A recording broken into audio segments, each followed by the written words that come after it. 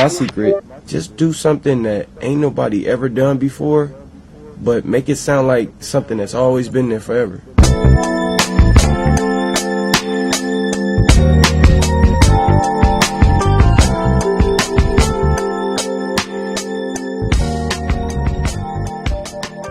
Welcome to This Filipino American Life, a podcast that explores the nuanced experiences of Filipinos in the United States at iba pa. Starting this very special episode is me, Girly, TFAL's resident reality checker. And I'm joined by my fellow co-hosts. Joe Bernardo. Ryan Carpio. Lito Lawless. And Mike. Producer Mike. Yeah. It's Hi, like everybody. Joe, hi, Girly. Joe, it's like your wind got knocked out of you. He's co-opting the show. I have been silent all summer long. This is the first episode I've been on, so I hope you missed me. We missed you. We missed you. Yes, this episode I'm sure our is brought to listeners you. Yes, a listener like Aaron D. Yes. Aaron, Yes. what's up? Aaron, you are our Aaron TFAL D. of this episode, hosted by Girly, and much Yeah. to Joe's happiness. I mean, Girly Stop is a shaking fan your- favorite. I mean, I've heard like Thank feedback you. that like people love Thank it when she's you. on the show. So Yes, I know. agree. This I is agree. true. I don't know about that. Oh, it's She's documented. Girly's creating like fake Twitter accounts to like to rate to say that she's a fan favorite. That's so mean. That is so mean. I would like everybody who missed me from from all the TFALers to please write in and tell Joe how mean he is. Oh. November Oh. 2020, Girly- Wow. the Girly ballot measure. Wait, But anyways, no. yeah. This is a challenge for all the folks who miss Girly. You should put a 5-star review and just write, "I miss Girly," and then do that 5-star review, and then maybe Girly will come back. That's right. Look at Joe. Look at him. Look at Joe's face. Look at him. I'm trying to get us 5 stars, Joe. 5 Oh stars. my God. Okay, but again, thank you, Aaron D, for your support of the Yes. podcast. It really means a lot to us. Even just minor donations here and there, it keeps the podcast going. But yeah, thank you, Aaron D, for being the TPAL of the episode. Thank you. And Girly is here because what are we talking about today? We are talking about pregnancy today. Whoa, In whoa, whoa, whoa, whoa! fact, Hold on. What? What? What? Abstinence? What? I'm not Abstinence? pregnant. I just look like this. We have all been involved in pregnancy in some sort of way at some point in our lives. whoa. I'm just kidding. Yes. Yes, we have. Yes, we have. Yeah. So yes, we are talking about pregnancy today because Well, one of the reasons why I've been MIA a little bit over the summer is because I've been baking my own. Yay! Baby. Yay! Pew, pew, pew. Bacon, yum. Bacon. what? Mike. Joe, are you This is a surprised? surprise to me. Surprise! Surprise! Congratulations, Girly and Joe. Yes. So I've been going through my own pregnancy journey, and we're going to talk to Angela Garbes a little later, who is the author of Like a Mother, a feminist journey through the science and culture of pregnancy. But before we Wow. do that, we are going to talk about all of our own conceptions of what pregnancy is, what we've heard from our own families, what we've experienced, what we've been told we need to do, etc. Well, as a product of Pregnancy? pregnancy, You don't say. I don't know. To be honest with you, going through this whole thing with Girly, and I just been learning so much. Learning so much about pregnancy, and I got like the book. What is it? What to Expect When You're Expecting. It's kind of like one of the best-selling books for pregnancy. And then, just reading stuff online and watching like stuff on YouTube. Like I've just learned so much, and it's amazing what Gurley's going through right now.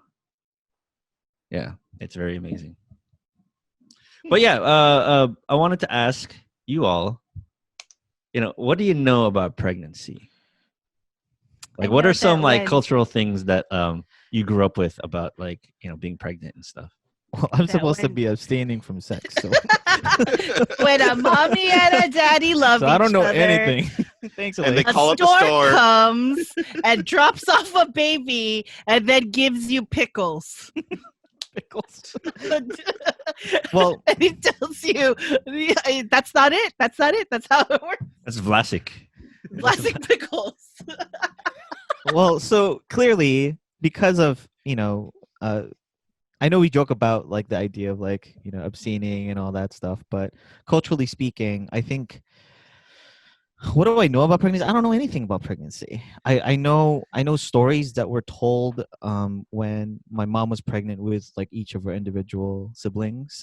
There's this thing called lihe or paglihe, pinaglihi ka sa, like something that your mom was like eating during the time that she was pregnant, or she like craved during your pregnancy. So most of mine are anecdotal. Most of my knowledge about pregnancy in a sense is anecdotal.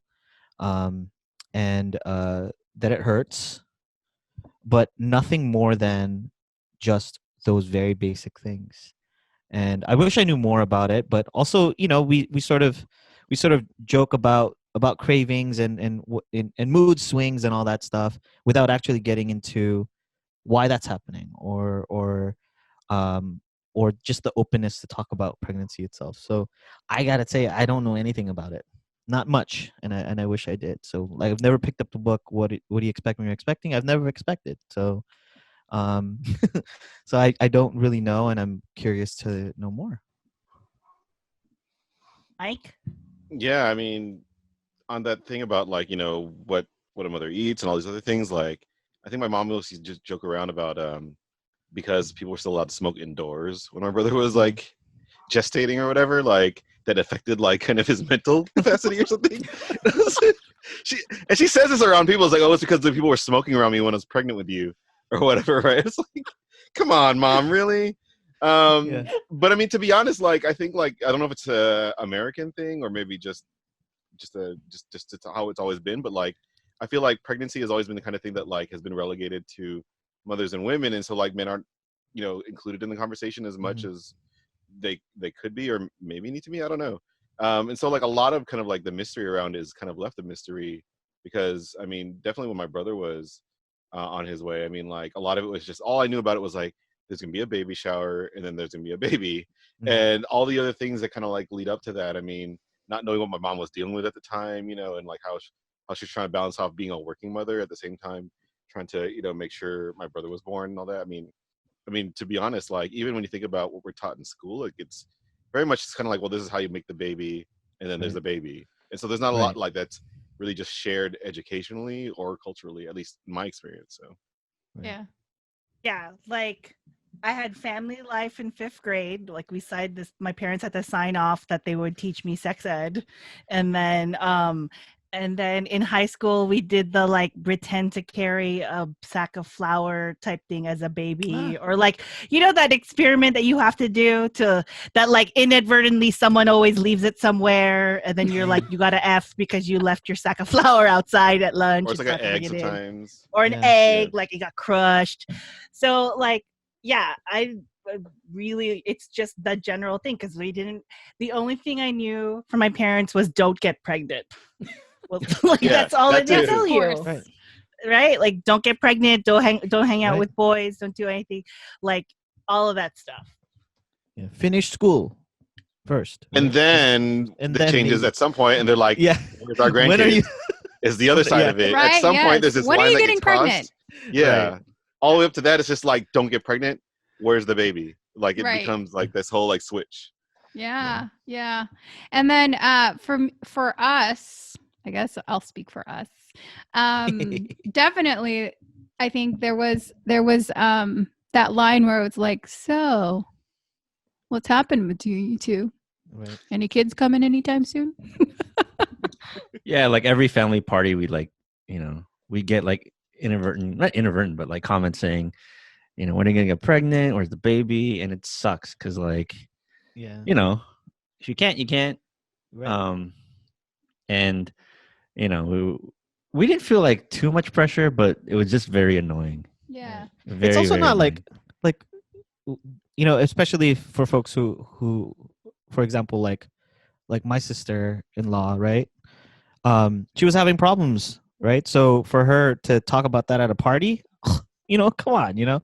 So it's definitely one of those things where um what Mike was saying is there's not really we just know it happens, right? There's like, oh, the baby's coming out, but there's not really a discussion about like the journey of a pregnancy, or even the discussion around it is not as open.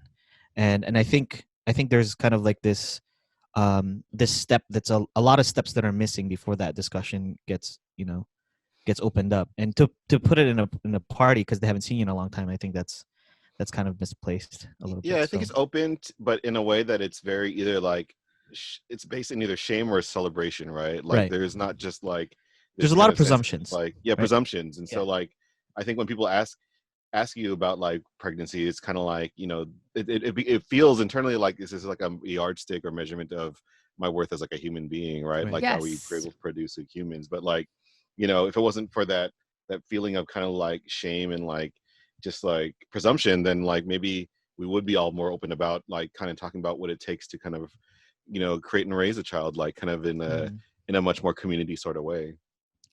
Yeah, and I think because that openness for me didn't exist, my reaction was like, well, I just don't want to have a kid. I'm going to make the conscious choice to not have a kid. And then at some point in my life, when I decided like, oh, well, maybe a kid would be cool. And then the journey was just really challenging. Mhm. Then like another kind of psychosis came over Right. me, thinking like, oh, my body's just not going to do this. Like I'm not deserving of this, Yeah, and it's all these societal pressures that Oh, well. make us, because family comes in different shapes and sizes, and Right. Ryan's a big shape, and he's, Big size. big size. Big ship, big size. And we're family. Yeah, we're all family. Yeah, Yeah. and like the questions of asking like when are you gonna have a kid, like it also like it's insensitive to like, well, what if people have been trying and then they've lost, like they've had miscarriages, but you didn't want to, because there's shame around that, you don't know how to have those open conversations. Right. And so I feel like there's like the question, it seems innocent enough, but there is a lot of baggage attached to it that I feel like folks don't necessarily know. So like that question, you just like you don't need to ask. You like if there's a blessing with a child, then you can celebrate that. But like to prod about it is very, I think like it's a practice that I would prefer would stop. Right. Yeah, I mean, I was talking to a friend like a long time ago, and she was getting those questions, and she was like, basically, people are asking me left and right if I'm like boning my husband enough or something. Like that's what it feels like when they ask me. Is like, where's the baby? Is like, and it's just like when you like there's like the implication, and it's just like I can't think of a good context in which that is a good question, unless it's meant in a way, and it probably is meant in a way that's very loving, but it's like unless it's done in a way that's meant to like honor the fact that the response to that kind of question is going to come loaded with all kinds of different things. And like, there's a time and place to have that conversation, I guess.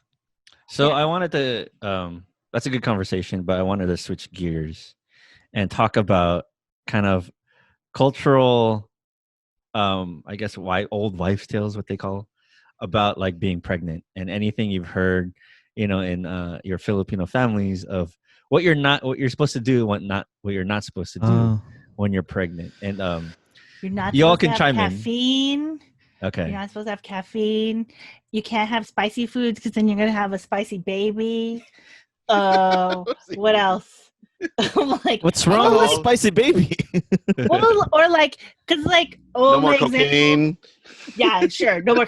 Well, like an example is like our friend who drank Coke and ate fucking flaming hot Cheetos, and then their kid came out like wired and like spicy food. So it's like I think that there is some anecdotal evidence to it, but that's just like I think the food part. Yeah.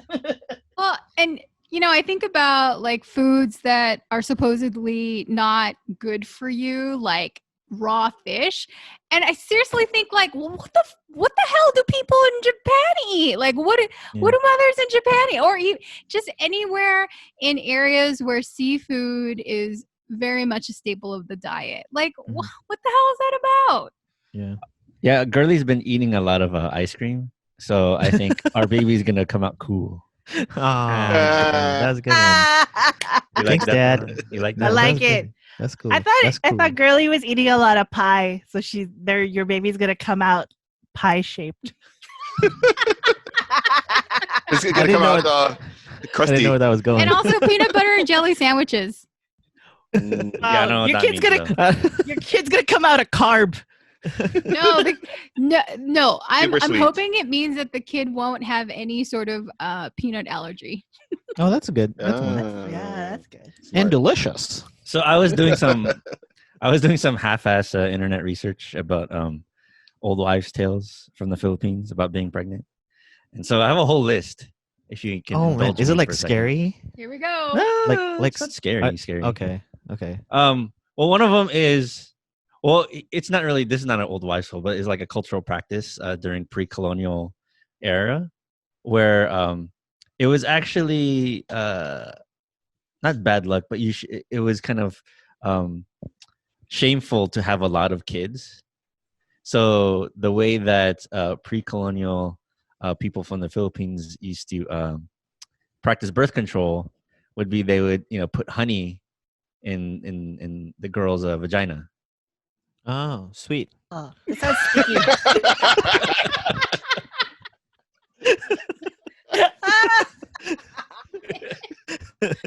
Sorry.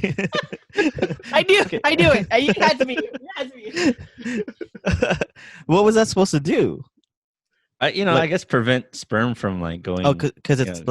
like So honey Yeah. like coats honey. I Okay, guess yeah. honey's gonna coat the vagina to act like a barrier. Yeah, but they would Oh, that's- inject it inside somehow. What? Oh. Yeah. That So- sounds like so unsanitary and This just sounds like I know. half-assed research. like, what? Is it Okay. pasteurized honey or not pasteurized honey? This research is half-baked. Hilaw pa. Hello. You know? All right, keep Okay, going. so keep another going. one. You're not supposed to like put a neck towel or a towel around your neck. Oh yeah. Otherwise, it's supposed to mean that the baby might come out with the umbilical cord around its neck. Like a choke. Wait. Like a choke. Who doesn't put the neck towel over, the mother or the dad? I think the mother. The mother. They don't care. Oh, about like the if dad. you're hot or something, you shouldn't put like a towel or something. Yeah. Maybe, I don't know. Or if you're something like Yeah. that, or if you're sweaty. Another one is if the father is sleeping. Don't don't No, wake him up. No. He's gonna we get gotta eat. mad.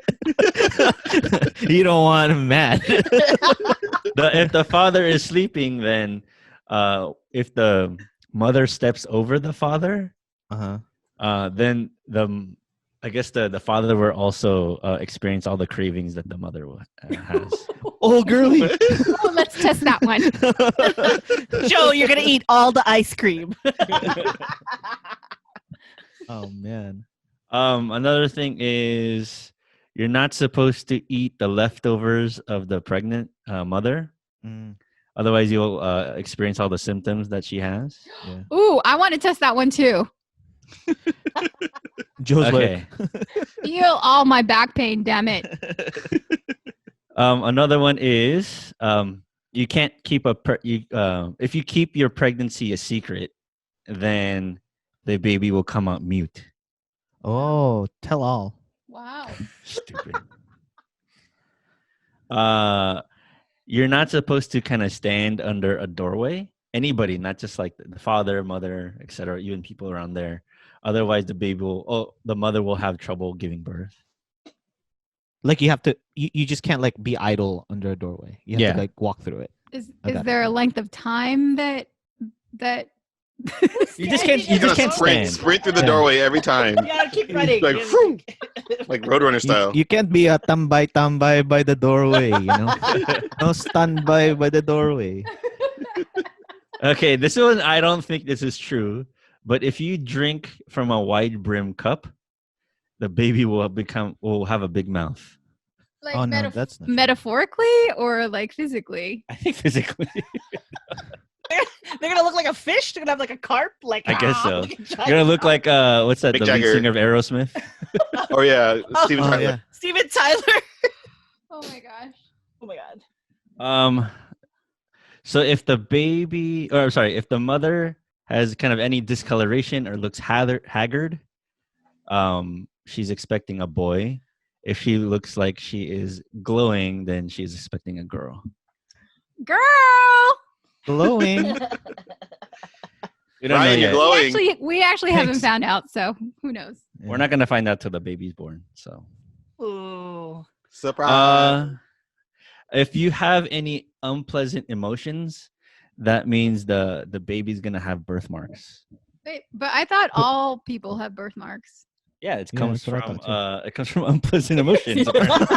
I'm like, I have one. Do you guys still have birthmarks? All of us are Yeah.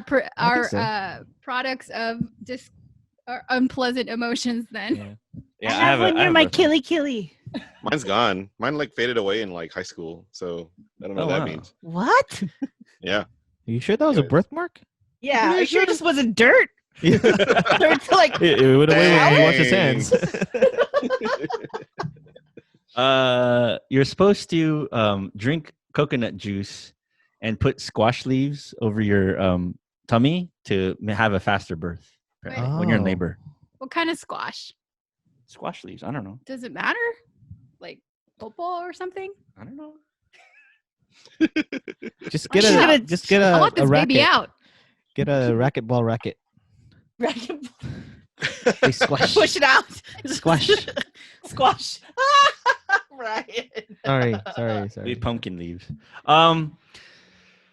Just some things after the baby is born. Apparently, the baby or the mother's not supposed to take a shower for like 10 days. That's a very Filipino I thing. don't think so. There's a lot of don't shower in the Philippines. I've heard that before. Like don't shower after this and after that. Or We during will this. not be doing that. It probably comes from the way like Filipinos take showers back in the day, like way back. I don't know. I mean, you got to do Sure. more research. So keep going. Another thing is, after the baby's born, you get the placenta and you're supposed to bury it in front of your house. Yeah. Yeah, that one I've heard from Yeah. my family. Pre-colonial culture, before the Spanish came, a lot of people from the Philippines used to reshape the skulls of the baby to make it a little bit more, I guess, slopey. Oh, interesting. Was Is there a that- reason? Yeah. I mean, that was kind of a mark of beauty. Oh, okay. Yeah. Okay. And then Ryan, you can explain this one, the usog. Oh yeah. So there's a practice where after a baby's born or a newborn, and you're newly introduced to the baby, like as an outsider, you're supposed to do some kind of blessing where you do laway, where you either lick your thumb or and put a cross on their forehead or their feet. It's the practice of lawayan, so that the baby doesn't get like either overwhelmed or take on a negative energy. And if they do take on a negative energy, that's the term is called usog. So if you don't want the baby to get usog or mausog yung bata, you do a laway thing. I don't know. I don't really know much more than that, but I think it comes from like this idea. They say it too when you're like coming out from the hot sun and like a baby's inside, under cool air. You don't want to like shock the baby's like energy with just like your body heat. So you would do like an introductory like sign of the cross or laway for to prevent it from being disturbed or have negative feelings. But So if you go on Netflix and if you watch the movie Ordinary People, it's about like it's about kind of this couple who lives in poverty in the Philippines. Anyway, it's a really good movie. and there is a couple scenes there where where somebody practices that, or they put the Yeah. lawayan on the baby. So if you're curious what that is. That one's a That's new cool. one. I don't know about that one. Anyways, that's all I got. Cool. But yeah, next we are going to talk to Angela Garbes. She's the author of Yes. Like a Mother. It's a really good interview, and I hope you stay and listen to it. But before that, listen to these messages.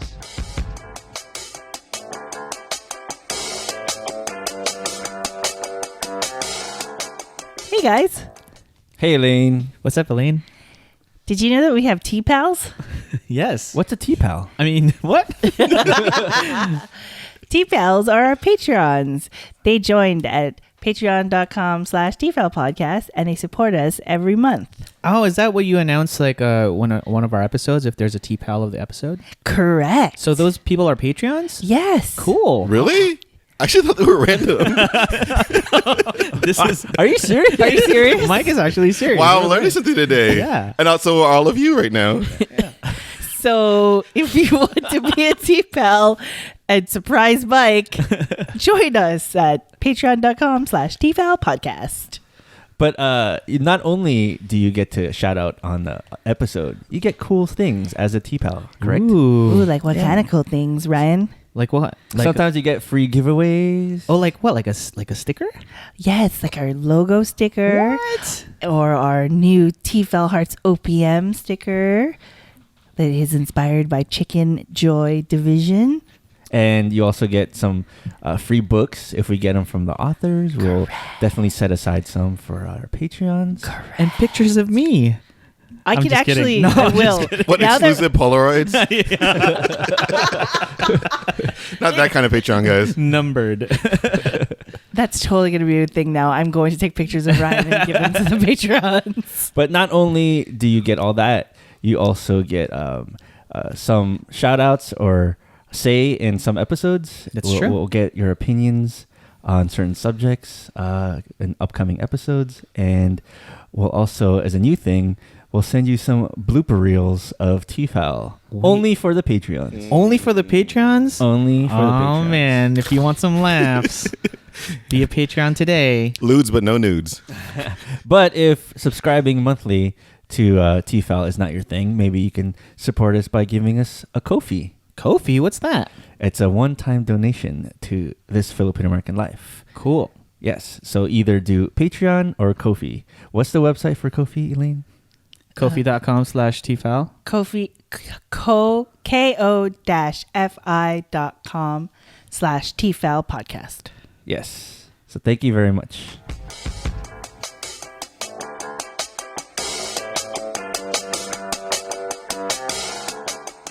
Welcome back. Woohoo! Woo! We Yes. are back from that commercial break. Hopefully you do whatever we said in that commercial break. Yes. Rate us 5 Please- stars. Please do Become a it. Patreon. Buy an ad. Buy that. Do Be a something. Patreon, something. Yeah. Support us on Patreon. But we are back and we are here to talk to Angela Garbes. Yes. Yes. Woohoo! Welcome to the show, Angela. My phone's Thank you on for silent, having so I me. can use it with my- I'm super excited to be on. Angela Garbes, she is a writer, an author of a book called Like a Mother, A Feminist Journey Through the Science and Culture of Pregnancy. Among other things. I'm sure you write a lot of more things, but we'll get into that later. But she actually was brought in or kind of came to our attention by Miss Girly Collado. Girly. She's on the Hi. show. Yay. I have been gone Girly. all summer. This is the first episode this summer that I get to talk. Yes. Thanks, Joe. Actually, I've been busy because I've been baking my own kid in my tummy. We are due in August. So Woo. Congratulations. We're a week away. that's actually kind of how I was introduced to Angela's book. A friend shared it with me just because we had, talked about, being interested in more information about just motherhood in general and just the whole journey of pregnancy. And so a friend sent me her book, and I was reading through it, and then I read a lot of passages to Joe as I was reading it. So Angela, you have been a writer for a while. We want to kind of just interview you and talk about, how did you first become a writer? Where are you from originally, and how you got to writing? Yeah. Well, I grew up in a very small town in central Pennsylvania. I call it the ass crack of Pennsylvania. Like if this is Pennsylvania, Philadelphia's here and Pittsburgh's here, and this is where I grew up. And Is that Lansdale? no, it's a little town called Danville. It's not near anything. And my parents they emigrated from the Philippines in 1970. And like they were part of that wave post 1965. My mom was a nurse, and my father was the first person in his family to go to college. And they were like, "You're going to college and you're going to become a doctor." So he had just graduated from medical school. And my mom is the 7th of 9 kids. And her dad was like, "You're going to go to the United States and you're going to work as a nurse and you're going to send money back so we can send your younger sisters to college." So they came here in 1970 and they settled in Philadelphia first. And then my dad got a job in this small town in Pennsylvania. So that's where I grew up. And we were like one of 3 Filipinos in this town of like 5,000-6,000 people. I was going to say, was there a seafood city there? Oh no. I mean, what we had, at most we had like La Choy. Like we had La Choy brand. It was even before like ethnic aisles, And this is one of the things, like, so I started off my career as a food writer, and it was right. That makes me so happy. I worked in a lot of, I graduated from college with an English degree, and I always wanted to be a writer, writing something I've done throughout my life, but I never thought I could actually do it for a career. And certainly my parents, as supportive and loving as they are, they were like, "What's that? What's English? How is that a major? Like, how is that a job?" But so I worked in like publishing, I worked in book selling, and then I worked in advertising for an alternative weekly here in Seattle. And while I was doing that, I was getting ready to leave to go to another job working as a publicist for a poetry press. And one of the editors was like, "Do you want to submit a sample food piece?" And I was like, "Do I?" And I was like, "Why are you asking me?" And he said, "Well, all you do is walk around the office talking to every single person about like what you ate for dinner or like what you made that night, like, or whatever." And so like everyone, we knew you have a writing background, so we want to give it a shot. And I was like, "Yeah, I'll give it a shot." And once I started writing about food, a lot of things came together. And at the time, the landscape of food writing is different now. You can write more about your ethnicity and identity, and there's much more interesting food writing that way. But like I just realized so much of why I think about food is because I'm Filipino, right? Like my husband talks about the very first time he met my parents. It was the 4 of us, and my parents made a salmon, they made pancit, and they made like, they made multiple dishes. We had like lumpia, like there was enough food for at least 8 people, which is the way, right? Sure. Mm-hmm. But when I think about it, growing up in a really small town, there's so much that I learned from them that was food-based, like because there was no seafood city, right? Mm. So my mom would make palabok, which was my very favorite thing to have for like holidays or any kind of special occasion. But, she wasn't buying head-on shrimp and pounding that shit out. She would literally get a can of Campbell's cream of shrimp soup, and like that concentrate is what she would use to make the sauce, right? Wow. So they were like, and when I really started writing about food and thinking, I realized that the way that my parents stayed connected, to the Philippines, we would also go visit my tita Fe in New York, and I remember loading up the van with like multiple bags of 50-pound bags of rice, right? We would get like the big like kind of, I don't know, like gas can of Kikkoman, like that kind of stuff. Yes. Yep. But in the meantime, like my parents did a lot of adaptation, like they would use, like zucchini, and because we couldn't get, green papaya, right? Yeah. Or we used chayote when that started becoming available in the supermarket. But like we ate so much Filipino food, and it was actually really hard, I think, for them Yeah. to do that, to source those ingredients, but they did it. And it made an impression on me. And that was something that I wrote about a lot. Like I wanted to, and when I was a staff writer at this All Weekly, I was their food writer. I had a secret agenda, which was that, at least 2 weeks out of the month, like the picture of the person with the food section would be a person of color. Nice. Right? Like I didn't tell anyone that. Like that was just like what Right. I was doing, and I wanted to write about like I always wondered, like why do we call our food ethnic food when everyone's ethnic, right? Or Yeah. why are people willing to pay, like $20 for a bowl of spaghetti, but not $20 for a bowl of pancit or a bowl of pho, right? Yeah. Like these are the kinds of things that I wanted to write about, which was actually sort of hard to do, or sort of tricky. But that's always informed, like I've always sort of had a chip on my shoulder. I've always been writing from the perspective of thinking about who gets left out, because I've always felt really left out of the writing and the things that I enjoyed, and the books that I enjoyed and that sort of thing.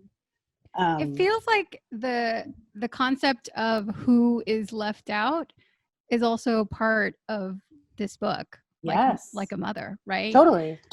You talked about how women of color, that narrative is often not talked about in pregnancy books, at least the ones that I've picked up so far. Could you talk a little bit about that and how that infused your research and your writing? Yeah, I've always been a reader, and so when I was pregnant, I was like, okay, I'm going to find out all the information like I can get. I'm going to read every book, and all of the books they're advice books, they're how-to books, they're guidebooks on how to be pregnant. And one that didn't make a lot of sense to me because there's not one way to be pregnant, just as there's not one way to be a person, right? So I always felt like it's a little weird to tell people what to do. And I also felt like when you say do this or don't do that, or like eating turkey is bad, or like eating sushi is bad, like what do people in Japan do? They eat sushi.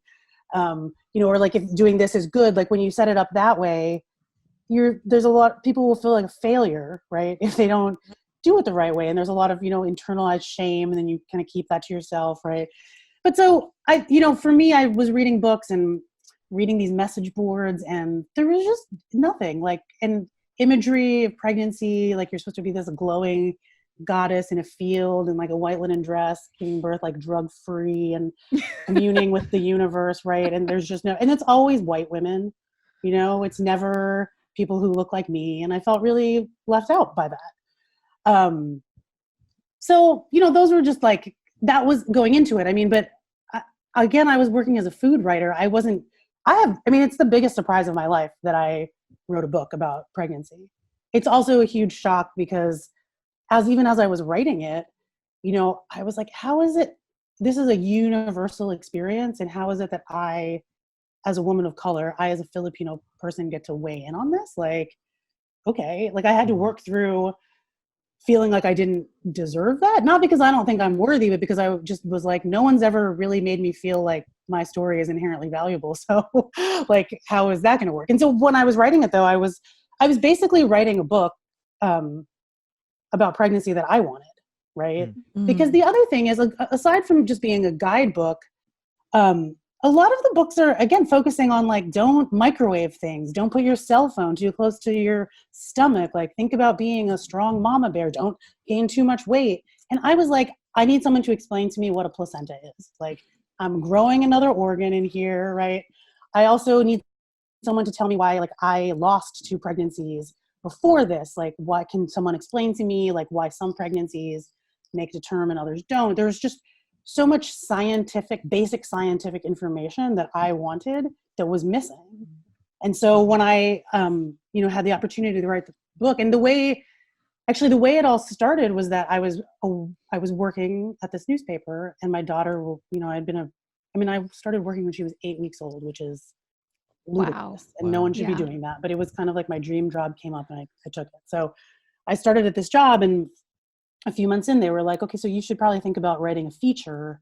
What are you interested in? And at this point, I'm a breastfeeding mom. I'm a pumping mom, which means I'm spending like 2 hours a day, sometimes in like a sort of a glorified closet pumping milk, and then I'm up at night feeding. And it was like I had 2 jobs. I was a mother and I was a writer, and I was like, I'm really interested in writing about breast milk.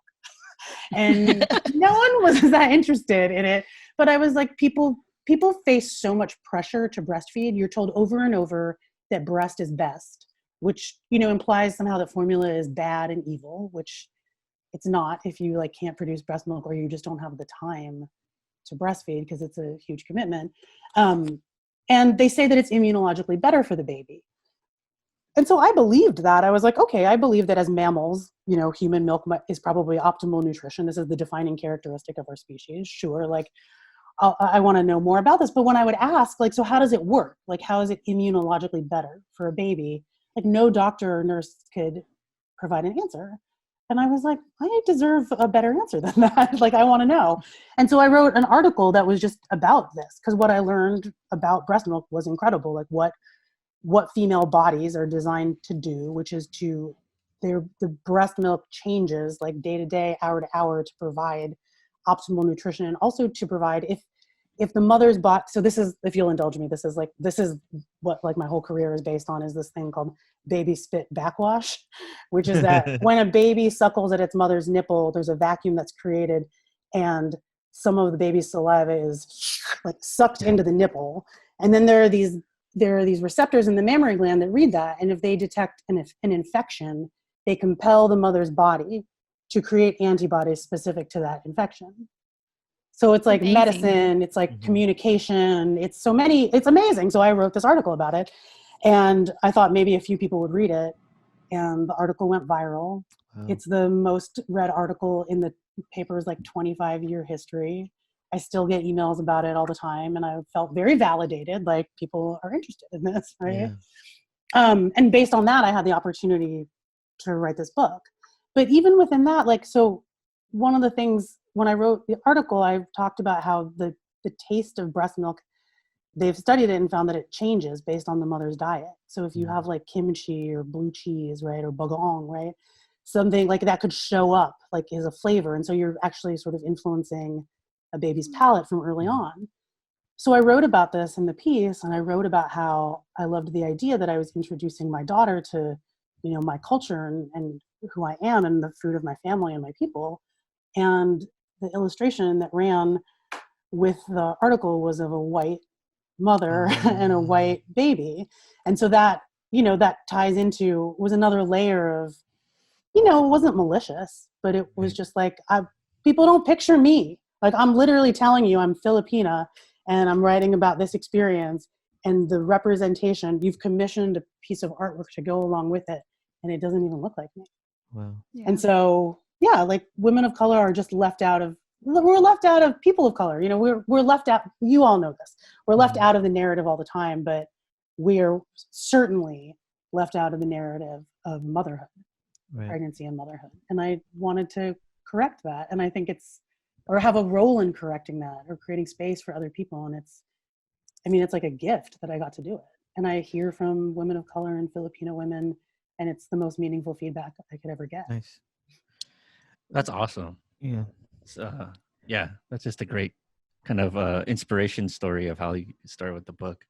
Can you talk a little bit about some of the misconceptions about like being pregnant and becoming a mother in Western societies that are perhaps different from like other societies? Yeah, I mean, the thing that I think about is, I can talk from my own experience, which is that I just think of I think about it from thinking about Filipinos specifically. We were colonized, right? Like we're like, my parents were raised to worship, like, they were raised, not worship, sorry, that's a bit strong. But they were raised in an education system that's modeled after American education system, right?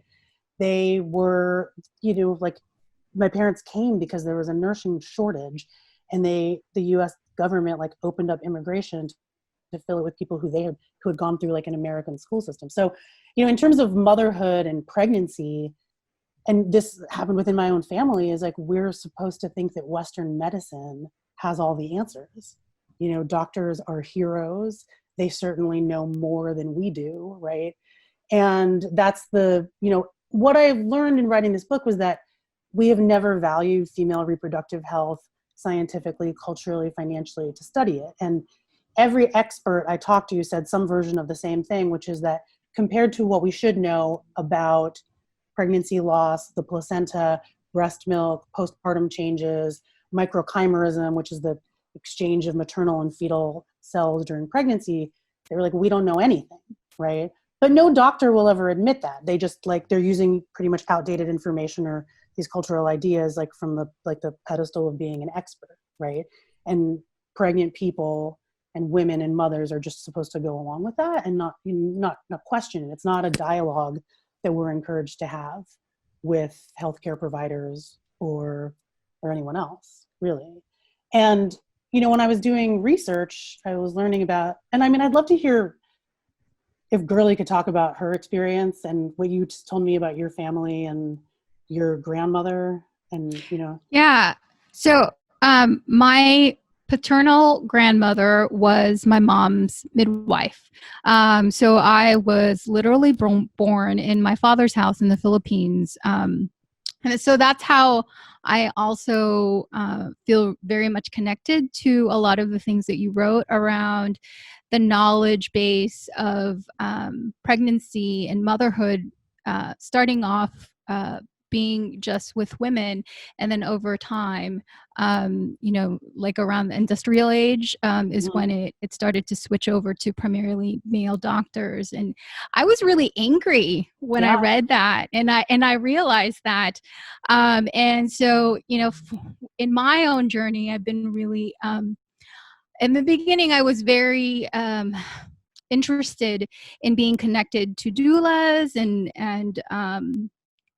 and a midwife potentially, and what are all of the possibilities around that, being in the United States, and that not necessarily being a norm at this point, especially being where we are in Los Angeles, where the accessibility is not as prevalent as it is more in the central part of Los Angeles. So, just kind of being open to those ideas, but more and more I'm seeing that there is starting to be a shift, and I'm really thankful about that. So, even thinking about what the experience is going to be like after I give birth, I am ultra sensitive to healthcare professionals who are open to not just kind of Western practices and ideology, but ideologies outside of Western medicine. And it's just so shocking, because the Philippines pre-colonial times started off with these very maternal practices, and then eventually they've kind of become like this subculture or sub practices. So it's not just the Philippines. This is one of the things that came up in my research, which is in literally every society around the world for centuries, pregnancy and childbirth was handled and overseen by midwives. And these were not medically formally trained women. These were older women who had life experience, because pregnancy and childbirth here, it's a very distinctly American thing that we did. It was at the turn of the 20th century, there was an active movement to discredit midwives. And here's something that's really interesting. At the turn of the 20th century, more than half of the babies that were born in the United States were born with midwives, and midwives were mostly immigrants and Black women. It was very much a working women's job, and it was very much, we talk about storytelling, lived experience, that kind of thing. That was their expertise, right? And then people decided, we're going to have doctors now, and we're going to have medical schools, and we're only going to allow white men to go to it.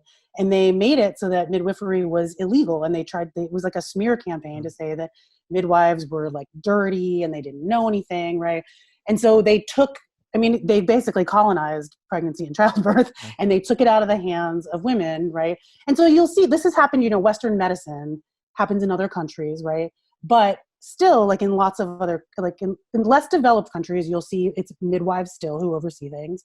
And you'll see in Europe, you can have midwives, or doctors are it's less an expert who's telling you what to do. There's more trust placed in the body, which is built to do this. I mean, I will add that I benefited from Western medicine, and I had a C-section, and I definitely think that, you know, there's life-saving things that come out of this. But overall, we are not encouraged to trust our bodies, and we are not encouraged to feel empowered in this process. We're supposed to look to other people for answers, and that's a problem, you know. And it's only pretty recently. It's in the last century, and it's very specific to America where this happened. I remember, I feel like a while back, it was there is a documentary produced by Ricky Lake called The Business of Being Born. Yeah. And I feel like in that documentary, I swear I remember there was a story about how like modern birthing, the way you like be in stirrups to do that whole thing was designed so like a monarch could like watch somebody give birth. Louis the Somethingth, but he was like a voyeur. So what he did was he had them build this table with the stirrups, right, so that he could watch from behind a curtain. He could watch his like mistress or wife or whatever give birth. And so because a king in France wanted that a couple hundred years ago, women in America lie down.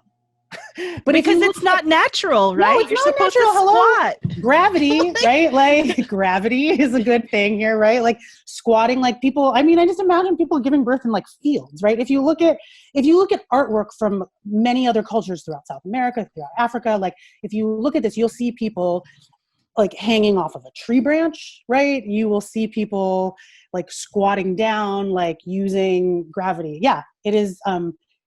I think somewhere, I don't know if it's in Business of Being Born or somewhere, they talk about how if you're lying down, it's like trying to push a bowling ball out of your vagina and like up a, you know what I mean? Like up a hill. Up the thing, up the chute, up the bowling ball. It doesn't make any sense. It doesn't. Yeah. I heard that it was for the convenience of the doctor, right? Yeah. Like they've made it so that it's convenient for the doctor and not for the woman giving birth. So, and maybe, you know, in a idealized, you know, healthcare system that emphasizes care, right, that puts the patient first, it's not a for-profit industry as we have here in the United States, right? Like the thing is, like we're supposed to trust doctors and assume that they're looking out for our best interests. A lot of doctors, sadly, they're covering their own ass, like where it's like a litigious culture, and like they don't want to be held responsible for things that could go wrong, right? So you're like scheduled what's convenient for them and how they can do things as quickly as possible. Like, you know, like birth is messy and it's unpredictable, as is life. So you bring up what's convenient to them. My parents pointed out that when I was born, I was breeched. So my mom had a C-section. And so they just always said, like, you were breeched, so that's why they had a C-section. And then I remember years later, they remembered something about that particular hospital, that the hospital was notorious for giving C-sections because the doctors would want to get out of their shift. Yeah, they could schedule it. So they could schedule it. And so I think I'm born in the morning. So I have no idea if the doctor was like at the tail end of their morning shift. It was just like, we're going to get you out. But I was always like, that's an awful thing to think, that like the doctor was like, yo, we're not going to wait. We're not going to have you like shift around. We're just going to give you a C-section so we can so you can be born. And I was just like, that is something that a doctor can do. Like, that's insane to me. Yeah. I mean, being pregnant and giving birth is a deeply transformative and powerful thing, and it should be, you're going to remember it for the rest of your life.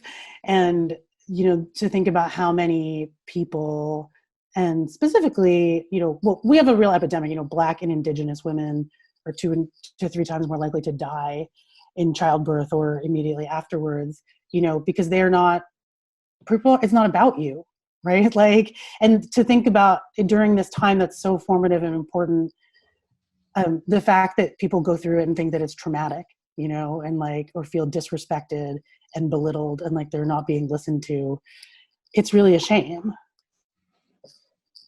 Angela, I have a question about sort of you went through this journey of writing this book. I imagine like you went through the journey of discovery, even through learning that, you know, not everyone's represented in the way they should be, right? But I wonder how personal it got when it comes to, say, your elders and your family and your Filipino background. If there's anything cultural that was kind of like something that you wanted to share in the book that maybe was passed on from your families? Was there any nuggets of like wisdom from your mom in your experience of writing the book that you incorporated? That's like, I mean, that, immediately I default to a feeling of guilt because I'm like, I probably should have consulted my mother more, right? Like, I think that I didn't as much because when I sold this, so the book ended up being actually a lot more personal than I intended. When I sold the book, I was like, I'm writing a book about the emerging science of pregnancy. And yeah, I'm going to teach myself to write narrative nonfiction and research science, which was already a stretch for me. And I had so deeply internalized the idea that my story wasn't actually that important, right? And that I had to, even though I do believe that objectivity is bullshit, and I think as a goal of journalism, it's stupid because it's just not possible. But I was trying to adhere more to like being like straightforward and telling these kinds of things, right? Like in a straightforward way, in a way that did not involve me or my family, which is like so loaded with like, I didn't think that was like, I didn't feel that there was a place for it. So I never consulted people for that wisdom. I mean, I definitely talked to my mom about her birth experiences, but I also think that like, there is so much that I think, not to like psychoanalyze my mom, but I think that my mom has lived through a lot of things that she has not told me about or that we don't talk about because she's just trying to like maintain and live. And I think that, she had all three, I have two older brothers. She had all three of us by C-section because she had a congenital situation in which she actually has like called a bicornate uterus. So there was actually no safe way for her to give birth vaginally. But she wasn't even supposed to have a third child. Like her doctors were like, we don't advise this. And she was like, I want to have a girl. And so I'm going to like go for it. Right. Like, so there's so much of wisdom that was like imbued, I think. And like when I write about this, cause I think about like mothers, literally we lay our lives on the line to have children and you like force yourself to sort of like die and be reborn in many ways. And I think that was with me, but there wasn't anything that I specifically, drew from. Only after also did I discover that my mom had 3 C-sections and only after having me did she have any pain medication like in her recovery. Oh, wow. Just like no one offered it and she didn't ask. Wow. Oh, wow. Wow. Yeah. Is that totally because she's like a woman of color and then like and it's like the like white doctors always think that like people of color have like a higher tolerance to pain? Yeah, I mean, I don't like honestly like at this point, I mean, we're in a new era where I'm like, yes. Yeah, let's just call it as I see it. 3 months ago I would have been like, well, we can't really know for sure, but I'm sure that might have been a factor. Like, yeah.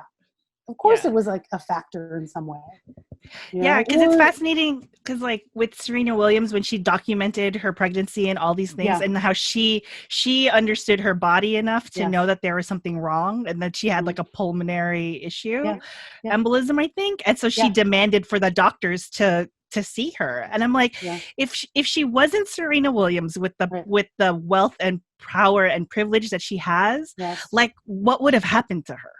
Right? Like she would have been another statistic of a Black mother dying because a doctor wasn't listening to her. Absolutely. I mean, they weren't listening to her. They didn't. It was, the greatest athlete possibly ever, like so in touch with her body. And she was immediately dismissed by nurses who were like, no, you don't need, because she was like, I need an MRI. And they're like, we'll take this little Doppler thing and see, like, we'll take a listen, right? We'll have a look-see. And she was like, no, I'm going to die, right? Yeah, like she would have certainly died. And that's the experience is that, I mean, I have really good health care, but I didn't realize until I was writing this book, like to unpack it, like I go into every interaction with a healthcare provider, really with every institution, fully expecting not to be listened to and to need to like figure out the way to like, how to convey urgency without sounding like a bitch, right? How to convey like anger without losing it. Like,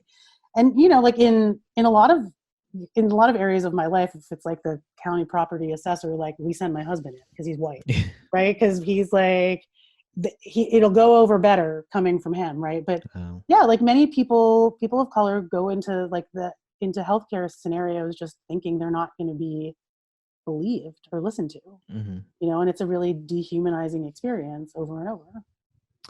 Other than kind of the relationships with doctors and nurses, what other aspects did you uncover that people of color and maybe Filipinos specifically go through that are not covered in other pregnancy books about pregnancy? Well, I mean, I think that there's like, you know, there's just that cultural pressure of, I mean, you're supposed to be a mom, right? Like that's what Filipino women do, right? And you're supposed to just be really good at it while doing everything else, right? Like there's like, I think that there's a pressure to be like everything, right? You're supposed to like have it all. And I think that there's and you're supposed to like enjoy it, you know, Right. like I think that there's an element there, right? Like we're all supposed to be really good, like cooks and take care of the family, and like we take care of everyone. And I think that doesn't leave a lot of room to have, and also, you know, I mean, Filipinos love children, right? Like this one thing that I love, like especially, you know, the first time that I took my daughter back, my oldest daughter, she was 4 months the first time we went to the Philippines, and you realize how much America like hates kids. Like you're not allowed to see, if you go out to dinner, like you better not have your child there because everyone in the restaurant, everyone who works there will like be like, will hate you, right? Right. But we would go places and then, you know, like someone would serve our food and then go like this and then take the baby away, right? And like, you know, there's just this, but so because we love children so much, like pregnancy can be really difficult for people. Like it's physically uncomfortable, right? And people like, you know, things like like perinatal depression and anxiety are very real. And I think that because of the emphasis on, that's one of the most beautiful things about Filipino culture though, right? Is like this emphasis on family. You know, and I struggle like being raised in the United States, like I love family and that's one of the things that I value most, but I've been privileged to grow up in America to really also value myself as an individual, right? And so there's not, I think we don't create a lot of space for people to talk about the complicated things that come with pregnancy and motherhood, right? You're supposed to be happy. God will provide, right? Like this is such a blessing. Everything is a gift from God. And it doesn't always feel that way. Right. You know? Yeah.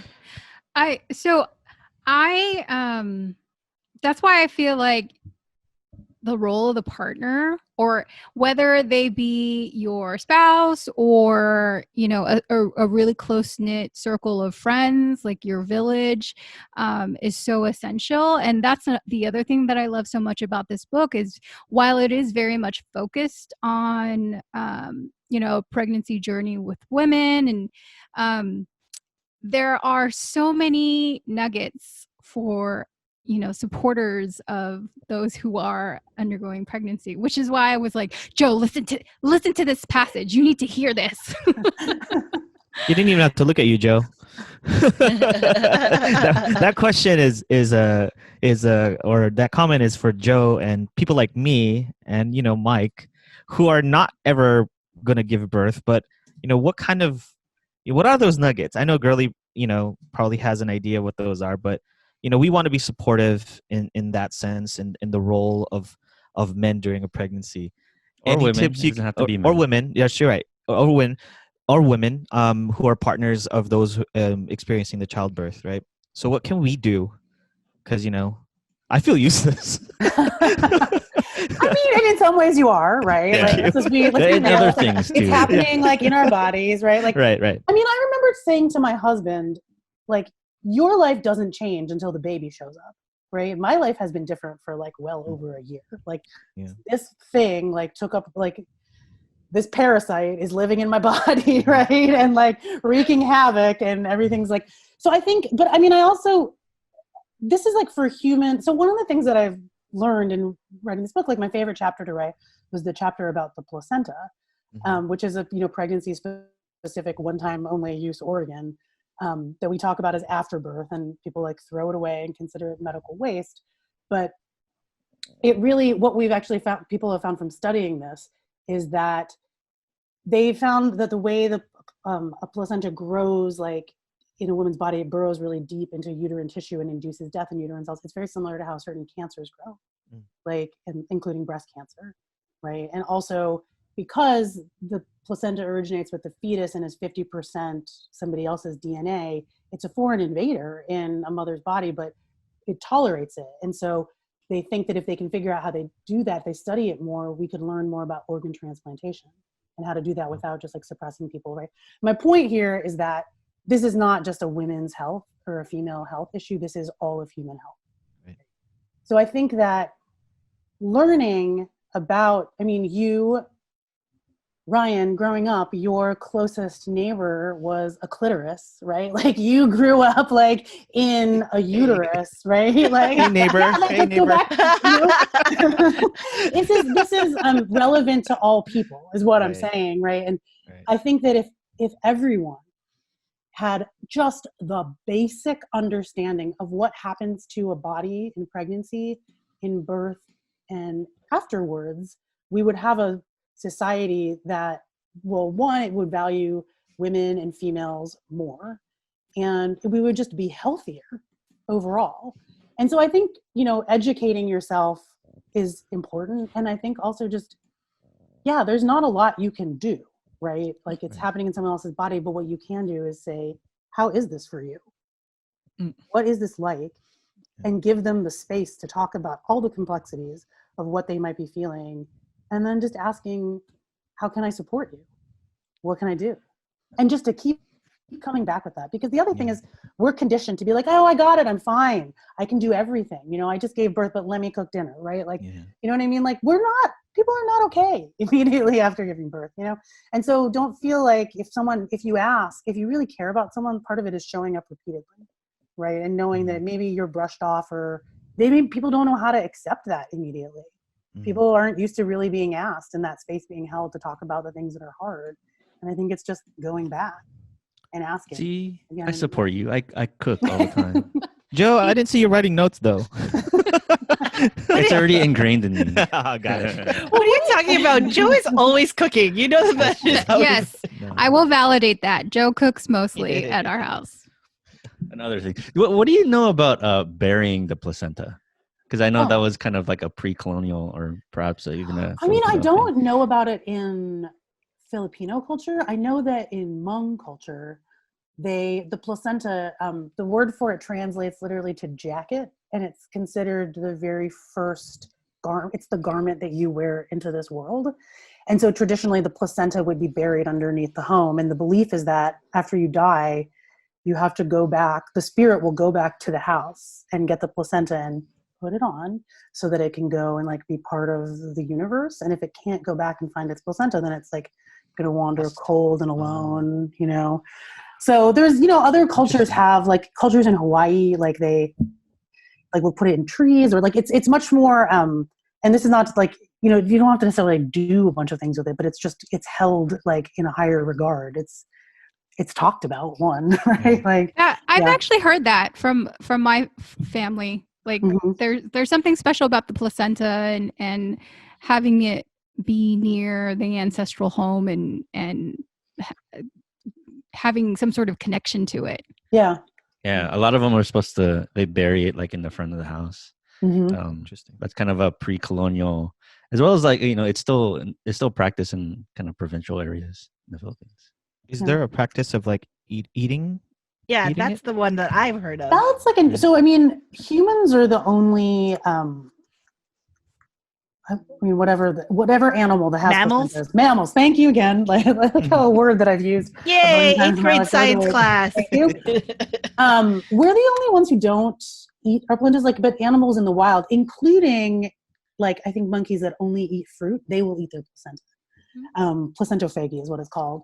And so now there's, you know, it's never been studied, so we don't really know what the benefits are. There's a lot of anecdotal evidence that people say that it helps them.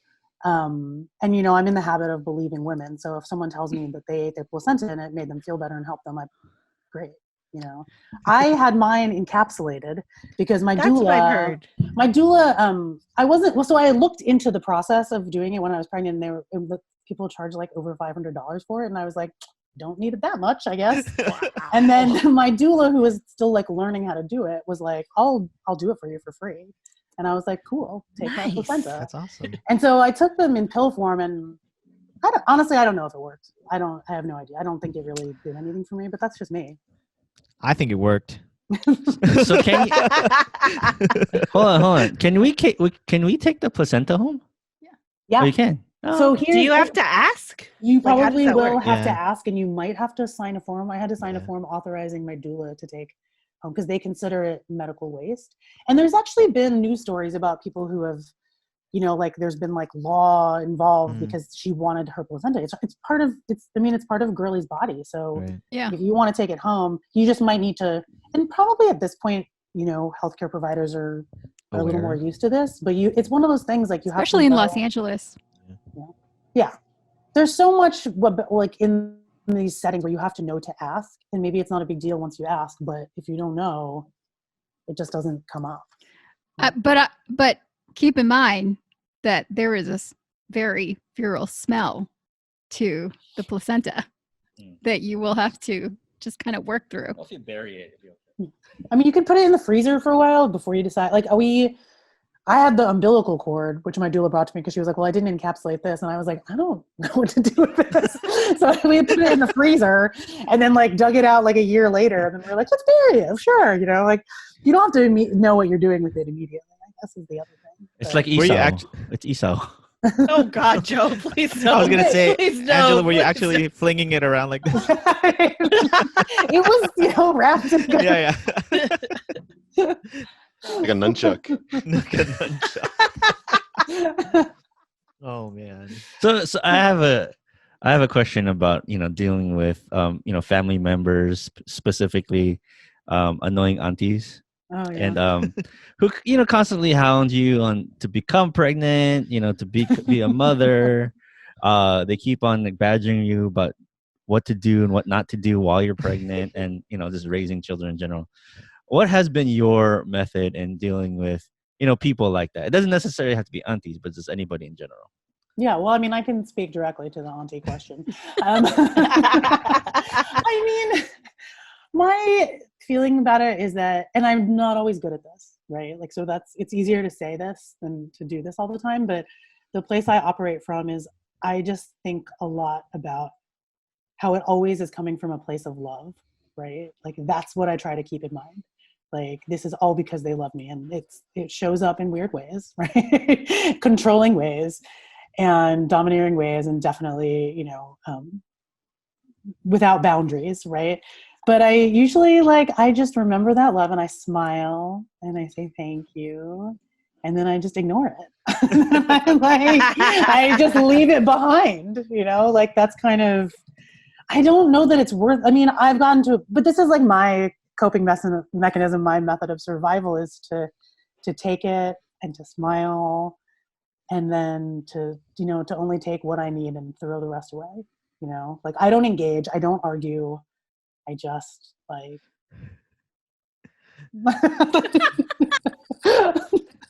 just imagine. nod. I just nod and I listen, and then I ask them about their experience. Right. That's another thing that I do, and to get people talking is it's actually interesting. And Right. sometimes they tell a story that reveals some sort of strength in them that is everything they're telling me not to do. Right. Right. So I think that that's a better way of getting at their wisdom, is asking them just to talk about their own experience, Right. because there's so much that's there.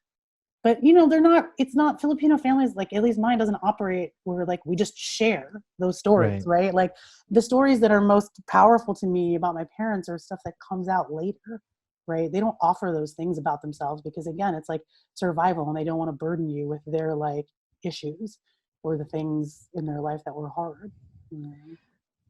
That's actually not a bad strategy to just kind of open up the conversation. I've been working on this for 42 years. Right? Yeah. More as a general conversation, because I imagine there's a desire to maybe not necessarily just talk about it, but there's a desire to sort of live vicariously or relive right? Mhm. This desire, you said it comes from a place of love, and I think that there's, you know, the door's there to open to maybe talk about it from Mhm. a more meaningful thing, because most of the time we don't talk about it. Yeah. And so I don't know, I think if I get asked again, I'm gonna ask them, if Yeah. someone that my partner gets asked, we'll talk about it openly. Yeah, Um, they're more comfortable offering advice than they are like reflecting on their own Right. experience. But like Right. that's the opportunity there. Right. And then especially too, as my parents get older, I think like I ask so many more questions because like these are the stories that I need. You know what I mean? And Right. like this is what I need to tell my daughters, like Right. yeah. Yeah, Ryan. Abstinence. Whatever, Abstinence, Uncle Ryan. Joe. Abstinence. So we are actually approaching our time, but I wanted to ask this last question. So one major advice that I am taking from your book, Angela, is the fact that pregnancy, motherhood, parenting, all of that should be approached from our own standards and our own values. And that's why I love what you just said so much, is because as you are hearing stories, personal stories from your family members, it's also another way to hear from them, like what things that they valued and what approach and why they approach things their own way. I'm wondering what other tips you might have for expectant mothers and parents as they are thinking about, like, oh my God, what do I do with this kid? Oh right, yeah. What do I do with this journey? Well, I mean, if you read the book, you'll know that like advice, like I don't like to give advice because I think you are your own expert. Like when it comes to your own body and your family, like you and Joe, like you guys are the experts, like that's so I always try to encourage people to think about themselves. Like it's not, the doctor isn't the biggest expert, like you are when it comes to you. Right. But the one piece of advice, a reminder that I like to give expectant people and new parents is that, yes, the baby is important. The baby will not survive if you don't take care of it, right? So the health of the baby is of the utmost importance, but you as the mother are never any less important than that baby. And we encourage the sublimation of the mother from the very beginning of pregnancy, like, I know you like tea, but like, are you sure it's safe for the baby, right? Like everything about it is like encouraging us to like put ourselves second, right? We don't matter as much. Like we're supposed to die for our babies. Like we're supposed to, like, and I just don't, my life is of equal value. If I'm not healthy, if you're not right, your baby is not going to thrive, so no matter what, like when you take care of that baby, but you take care of yourself and you let other people take care of you. That's awesome. Great. That's awesome. Ingat. Yeah, seriously. Any other questions, Elaine, Ryan, Mike? Where can people? No, I have no questions, but I wanted to know. Where can people find you, buy your book, follow you, all that good social media stuff that you have to say these days? Sure. So my book is available everywhere. I would love it if you bought it from your local independent bookstore or checked it out from your library if those are open. But you can also buy it in the big place, and that's allowed too. And as far as I have a website, it's angelagarbez.com, and on Instagram I'm Angela Garbez. Yeah. Garbez, not Garbes. Not Garbes. Never Garbes. Always two syllables. You can say Garbez, Garbez, but never Garbes. Well, thank you so much, Angela. This has been such a treat. I'm Thank so you. happy This that is we were good for able to me. make this happen. And we will definitely keep in touch over social media. And I'm so happy that this book is available to all, even at 2 years old for this book. It's just so relevant. And I think it will continue to be, again, as the wisdom of motherhood and pregnancy starts to hopefully fully shift back to where it began with women. Thank you. Right This is a real treat for me to be here with all of you. So thank you very much. Yeah, Ryan, the you so celebrity. much. Ryan, you're a celebrity. Mutual love, lots of love Stop here. it. But thank you, Angela. Thank you so much, Angela. Thank you guys so much. Take care. I'm wishing you a really safe and uneventful birth. Thank you so much. Yeah. This Filipino American Life is produced by Michael Nailat. Our intro and outro music is by Roger Habon, aka 10.4 Raj. Resident reality checker Girly Colado, legal advisor Rianne Fajardo, and graphic design by Vincent Collyer.